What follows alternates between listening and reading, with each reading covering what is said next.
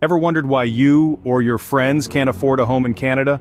It's a question that's been on many minds lately, as we navigate the choppy waters of the 2023 housing crisis. Seemingly overnight, home prices have skyrocketed out of reach for the average Canadian, transforming the dream of homeownership into a distant illusion. But how did we get here? What series of events led us down this path? So what happened? Let's dive into the timeline of the 2023 Canadian housing crisis. The housing crisis didn't occur overnight. It's a product of a variety of factors over time. Let's rewind a bit. Back to the years before 2023. The Canadian housing market was already simmering with high demand, a low supply of homes, and steadily climbing prices. This was a time when hopeful homeowners were trying to secure their piece of the Canadian dream, but the market was not on their side. Demand was fueled by various factors, including a strong economy, low interest rates, and a growing population. Yet the supply of homes couldn't keep pace. It was like trying to fill a bathtub with a teaspoon. Government policies aimed at cooling down the market, unfortunately, were akin to putting a band-aid on a bullet wound. Measures like stricter mortgage rules and foreign buyer taxes were implemented, but they merely scratched the surface of the issue. The crisis was brewing, and it was much deeper than anyone anticipated.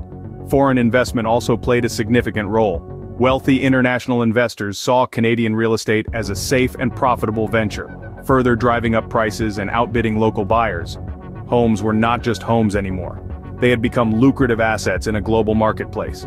And then, as if things weren't challenging enough, COVID-19 struck. The pandemic brought unprecedented changes, with more people working from home and seeking larger living spaces. This increased demand, particularly in suburban and rural areas, and prices skyrocketed even further. This brings us to 2023, when the housing crisis hit its peak. Home prices had reached record highs, and the dream of homeownership was slipping further out of reach for many Canadians. The market was boiling over, and the consequences were being felt by everyone, from first-time buyers to long-term homeowners. This timeline brings us to the present day, where homeownership seems like a distant dream for many Canadians.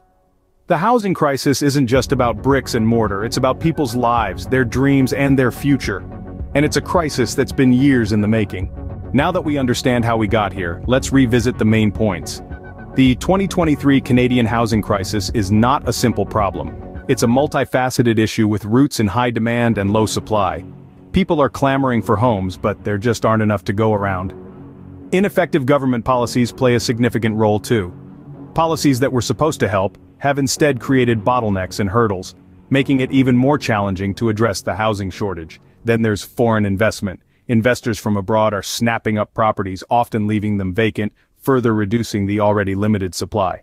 And we can't forget the after-effects of the COVID-19 pandemic. Economic instability and job insecurity have left many Canadians struggling to keep a roof over their heads.